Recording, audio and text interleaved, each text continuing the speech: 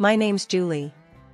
I was the first kid Mom had, back when she was still figuring out her life. She married young, straight out of high school, to my dad, Thomas. They were all about love and less about money, which didn't seem to work for her long. I was still toddling around when she met Richard, a guy with a wallet as thick as a brick and a fancy car to boot. She left Dad, took me, and never looked back, except to collect the alimony checks. Richard seemed alright at first, always bringing me little treats and letting me play in his big office filled with shiny things.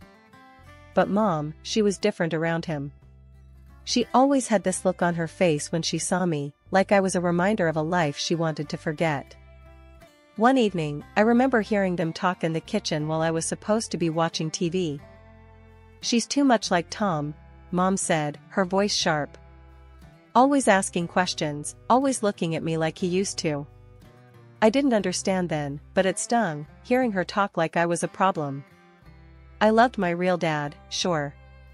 He lived in a small apartment across the city, but every moment with him was a blast, even if we were just kicking a ball around in the park or eating cheap pizza. Mom's words that night stayed with me, and the way she'd say things only got sharper. "Can't you do anything right?" was a favorite of hers whenever I tried to help around the house or did my schoolwork in the living room. My dad, though, he was different. "You're doing great, Julie," he'd tell me every time I showed him my grades or a drawing from school. "Don't let anyone tell you different." Life at Mom and Richard's got more strained when I started school. Mom was always on about appearances, how I needed to wear the right clothes, hang out with the right kids. "Why can't you dress like Clara's daughter? Look at her," Mom would nag, holding up one of my classmates' pictures from a party I wasn't invited to. One day, after a particularly rough scolding about my muddy shoes in the hall, I snapped back. "At least Dad doesn't yell about a bit of dirt." The slap came quick, her hand stinging my cheek, before I even saw it move. "Don't you talk about your father like that," she hissed, her face close to mine, her breath smelling of coffee and anger. Tears welled up, but I bit them back, tough like Dad taught me. That night, lying in my bed, I promised myself I wouldn't let her see me cry, wouldn't give her the satisfaction. When Mom announced she was pregnant again, the house took on a weird vibe, like everything was suddenly about to change, but not necessarily for the better. She had this glow people talk about, but it never seemed to shine my way. "I'm having a baby with the man I love, Richard. It's going to be perfect," Mom cooed one evening, rubbing her belly as Richard beamed like he'd won some kind of prize. Richard, ever the charmer, chimed in. "We'll need to redo the guest room. Make it fit for a little princess." My heart sank a bit. That was my room they were talking about, my little corner in their world. "What about my room?" I asked, trying to keep my voice steady. Mom shot me a look, her smile tightening. "You can move into the smaller room, Julie. It's only fair. The baby will need the space." Fair. The way she said it made it sound like a done deal, no room for arguing. So, I moved. Packed up my stuff and relocated to the smallest room in the house, barely bigger than a closet.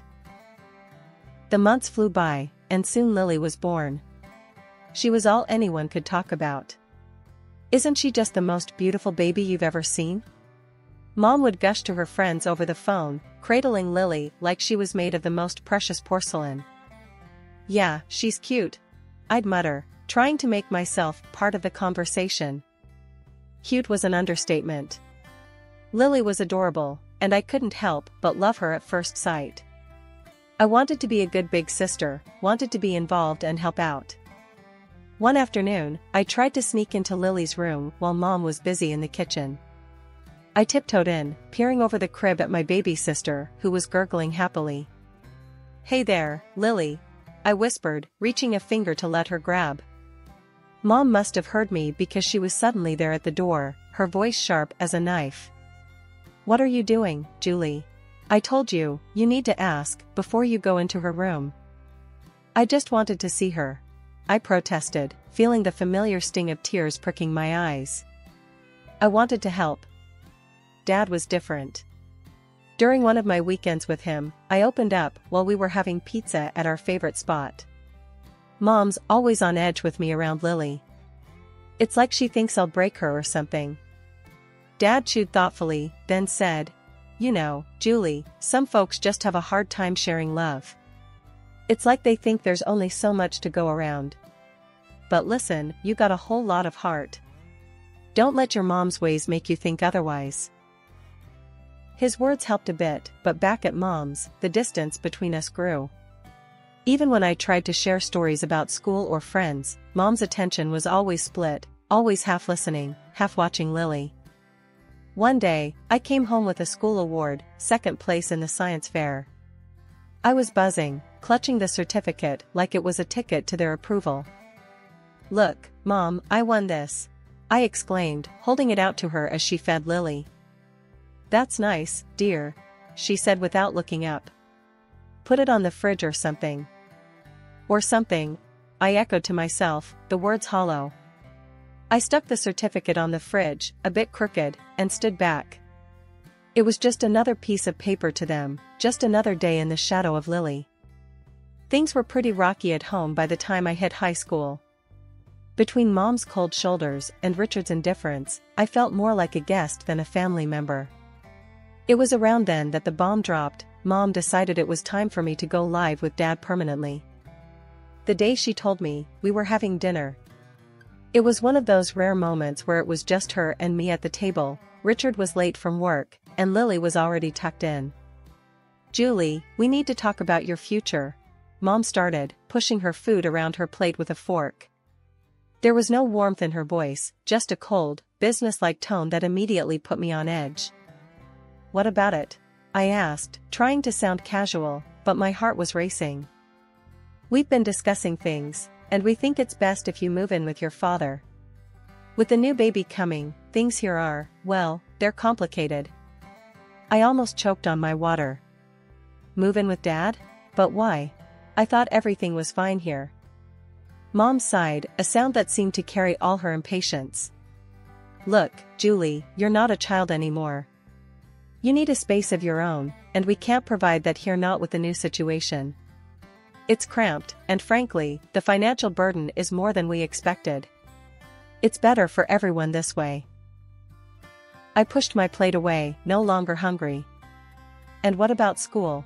My friends?" "You can go to a new school. Make new friends," she said, as if it were that simple, as if I could just erase my life and start over with no problem. The next few weeks were a blur. I packed up my things, my world shrinking into boxes, books, clothes, the few keepsakes that meant something to me. Richard barely said goodbye, and Lily, too young to understand, gave me a confused hug. Moving day was tough.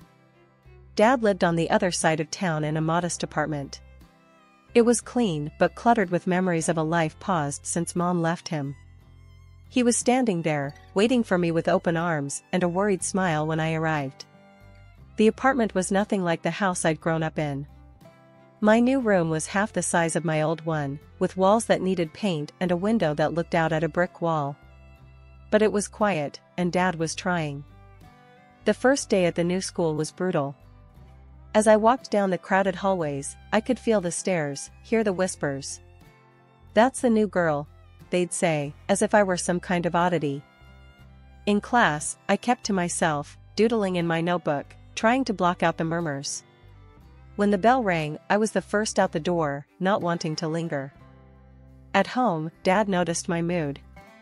"How was school?" he asked, trying to keep his tone light. "It was fine," I lied, shrugging off my coat and dumping my bag by the door. "If it gets tough, you tell me, okay? We're in this together. You're not alone, Julie." His words meant a lot, but the loneliness I felt was deep, gnawing. It wasn't just about missing my old friends or the big house. It was about feeling unwanted, pushed out, because I was too much of a burden. Adjusting to life at Dad's wasn't easy, but I figured out pretty quick that if I didn't pull myself together, things would just get worse. I woke up one morning, looked around my cramped room, and decided it was time to take charge of my life. "No one else is gonna do it for me," I muttered under my breath. Dad noticed the change in me almost immediately. Over breakfast one day, he looked up from his coffee and said, "You're looking more determined these days, Julie. What's on your mind?" I stirred my cereal around, thinking about how to word it. "I want to make something of myself, Dad. I don't want to end up stuck, you know?" He nodded, a serious look crossing his face. "I hear you, kiddo. So, what's the plan?" "That scholarship, the big one for the top students. I'm gonna get it," I declared, more to convince myself than him. Dad's smile was all the encouragement I needed. "If anyone can get it, it's you. Just tell me what you need from me." School was tough, with long hours spent catching up and even longer evenings buried in books. My teachers noticed the shift, even the tough ones seemed to respect the grind. Ms. Jensen, my math teacher, kept me after class one day. "Julie, your work has improved dramatically. What's the sudden interest?" "I need that scholarship," I replied bluntly, packing up my stuff. "I've got plans, and they don't include being stuck here forever." Ms. Jensen studied me for a moment, then nodded slowly. "Well, keep at it. And let me know if you need extra help. I'm here." Making friends wasn't easy, but I managed to find a few people who didn't seem to mind that I wasn't all fun and games. During lunch, I'd sit with Maria and Luke, two kids who weren't exactly at the top of the social ladder but knew how to laugh. "So, Julie, you're like a library ninja now, huh?"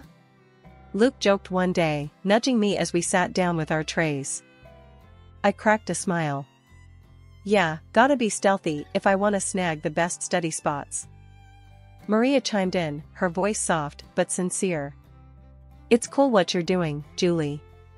Most wouldn't bother." The days rolled into months, and the pressure mounted as application deadlines drew near. Dad was my rock, always there with a hot meal and a listening ear whenever the stress got too much. The day I got the scholarship letter, my hands were shaking as I tore it open. Dad was right there, holding his breath. I scanned the words, my heart pounding in my chest, and then I whooped so loud I swear the neighbors heard. "I got it, Dad. I got it." I jumped up, the letter flapping in my hand like a flag of victory. Dad swept me up in a big hug, laughing and cheering right along with me. "I knew it. I knew you could do it." As I packed up my things for college a few months later, I felt ready. The future was bright, and for the first time, it felt like it was truly mine. I was leaving, but I was taking all these lessons, all this love and hard-earned wisdom with me. After graduating with honors and establishing a solid career, I felt like I was finally on stable ground.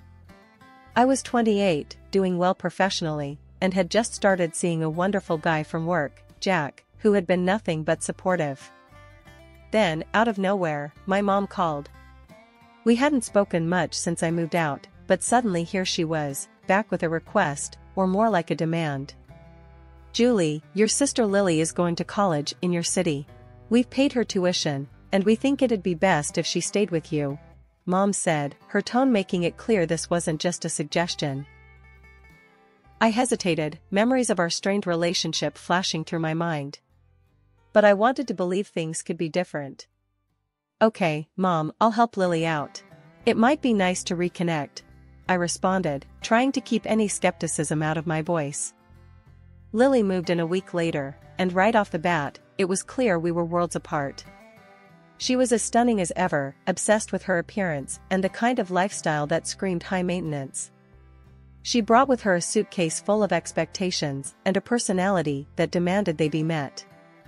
"Can you make sure we have almond milk and kale? I'm on a special diet," Lily mentioned casually on her first evening, examining her reflection in the mirror. "Sure, I'll add them to the grocery list," I replied, trying to accommodate her. But living with Lily was more challenging than I'd anticipated. She partied like there was no tomorrow, often stumbling in at dawn, her carefree laughter echoing through the apartment while I lay awake, anxious about meetings and presentations. One afternoon, Jack came over as Lily was prepping for another night out. I noticed how she smiled at him, a little too sweetly, a little too long. Jack waited until she left to speak up. "Julie, I think Lily's got the wrong idea about me. She's been, well, flirty." I felt a mix of anger and embarrassment. Thanks for telling me, Jack. I'll talk to her. When I confronted Lily, her response was a dismissive laugh. Oh, come on, Julie. I'm just being friendly. Besides, can I help it if he likes me back? That's my fiancé, Lily. You need to respect that. I shot back, my voice firm. Her laugh chilled me. Julie, I'm used to getting what I want. Always have been. That was the last straw. I couldn't live like this, feeling like I had to guard my life from my own sister. You need to find another place to live, Lily. This isn't working out, I told her, my decision final. Lily stormed out, slamming the door behind her. Within an hour, my phone rang. It was Mom, her voice cold and sharp. You're such an envious girl, Julie. Can't stand to see your sister happy, can you? I just want respect, Mom. That's all, I replied, but I might as well have been talking to a wall. After that, things went quiet with Lily. I heard through the grapevine she dropped out of college and was floating through her social circles on charm and whims. As for me, I refocused on my life with Jack, my work, and the peace of rebuilding my boundaries. 2 years had flown by since I last tried to patch things up with my family. Things were going well for me, I was moving up at work, and life with Jack was better than ever. That's when I heard the news about Lily. She had dropped out of college and was getting married to some rich guy she'd met. Feeling a mix of curiosity and goodwill, I picked up the phone to call home and offer my congratulations. It was my mom who answered, her voice cold and distant as always. Mom, I heard about Lily's wedding. I just wanted to say congratulations. I started, trying to keep my tone light. Well, don't bother. We're not waiting for you at the wedding. It's for rich people only, and we don't need any beggars there. She spat out, her words cutting deep. I clenched the phone a little tighter, feeling the old sting of rejection. Really, Mom? That's how you're going to be? What did you expect, Julie? You've always been the difficult one. Just stay away, she said before hanging up. I stood there, phone in hand, the dial tone echoing in my ear. The hurt was palpable, but I wasn't going to let it ruin me. I found out later that they'd spared no expense on Lily's wedding, hiring popular artists and actors to make it a lavish affair. Time passed, and life didn't stand still for me either. Jack proposed, and suddenly I was planning my own wedding, nothing extravagant, but every bit filled with love and sincerity. I called Dad to share the news. He was overjoyed. Julie, that's wonderful. You bet I'll be there. Wouldn't miss it for the world, he said, his voice brimming with happiness. Encouraged by Dad's reaction, I made one last attempt to bridge the gap with my mom. I dialed her number, my heart racing as I waited for her to pick up. Mom, I'm getting married. I want you to come, I said, holding my breath. Her reply was as chilly as a winter breeze. No, Julie. I'm not interested in attending some modest gathering of losers. Count me out. I swallowed hard, fighting back the hurt. All right, Mom. Take care, I said, and hung up, knowing it was probably the last time I'd invite her into my life. Our wedding day was simple but beautiful. Dad walked me down the aisle, his presence a steady comfort. The room was filled with genuine smiles and heartfelt congratulations, a stark contrast to the grandeur and coldness of Lily's wedding spectacle. Our modest reception was filled with laughter, dancing, and stories. Jack and I mingled with friends and family who loved us for who we were, not for the money or status we brought. Life was moving along sweetly. Jack and I were thrilled to be expecting our first child. It was during this time, one ordinary afternoon, that my phone rang, and the voice on the other end turned my day upside down. It was Mom, and she was not calling with congratulations. Julie, you have to take us in. We're desperate, she blurted out without even a hello. Mom, what's going on? I asked, although part of me didn't want to know. It's all gone wrong. Richard's business tanked, we mortgaged the house for Lily's wedding, and now it's all just gone. And your sister's marriage is over. Her husband kicked her out, and he's demanding money for her cheating. she explained hurriedly, her voice edged with panic. I took a deep breath, trying to process the flood of information. Okay, slow down. What exactly are you asking of me? We need a place to stay. All of us. We're coming to your house, she stated matter-of-factly, as if it were the most obvious solution. The request, or rather, the demand, hit me hard. No, Mom. You can't just decide to move in with us. It doesn't work like that. Julie, you owe us. After everything we've done for you, she snapped, her voice sharp and commanding. That struck a nerve. Oh, you? Mom, remember how you were when I needed you most? You pushed me out. You chose everything over me, and now you expect me to just open my doors? Her voice rose. You're being selfish, Julie. Where's your family spirit? I am your mother. And you've never let me forget it. But being a mother doesn't mean what you think it does. It's not about debts and demands. I shot back, my patience wearing thin. Her fury was palpable, even through the phone. You'll regret this, Julie. I might even take you to court. Get what I deserve. I couldn't help but laugh, though it was more from disbelief than amusement. Go ahead and try. Dad was my guardian when you kicked me out, remember? What are you going to claim? That your daughter wouldn't let you live off her after you threw her out? There was a pause, and I could almost hear her brain ticking over. This isn't over, Julie, she finally hissed before hanging up.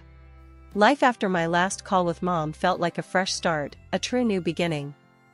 Jack and I were busy getting the nursery ready, picking out paint colors, and assembling cribs, all while navigating the usual ups and downs of pregnancy.